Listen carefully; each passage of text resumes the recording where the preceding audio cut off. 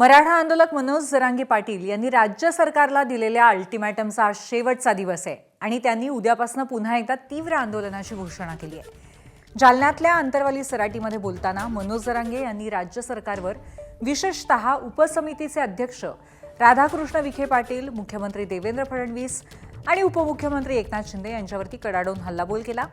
आळस झटकून टाका, पेटून उठा असं आवाहन मराठा समाजाला केलं। विखे, फडणवीस, शिंदेंनी तळतळाट घेऊ नये असंही जरांगे म्हणाले।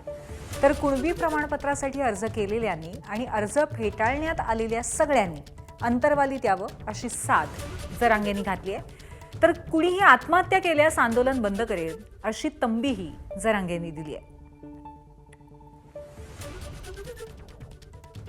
तुम्ही लेकरा बाळाचं वाटोळं करून घेऊ नका, घरात बसू नका।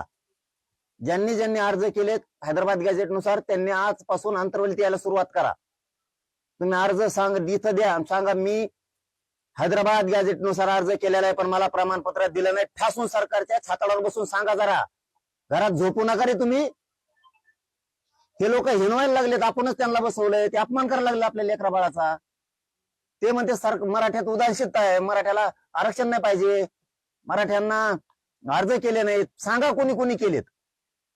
इथं अंतरवालीत येऊन फडणवीस, शिंदे बघ ना, ज्या बहिणीकडून राखी बांधून घेणार आहे त्याच्यासाठी मराठ्याच्या आंदोलनाला ध्यान द्यायला तुम्हाला वेळ नाही।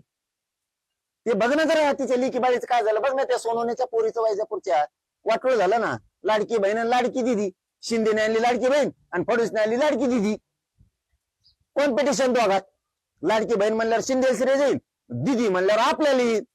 तुमच्या श्रेयात लाडक्या बहिणीच्या पोरी मरायला लागल्या। एकाही पोराने आत्महत्या करायची नाही, तुम्हाला सांगतो नाही, मी आंदोलन बंद करीना। लेकरा बाळाने आज भात कोणी मारायचं नाही, मी आहे ना यांचा बाप।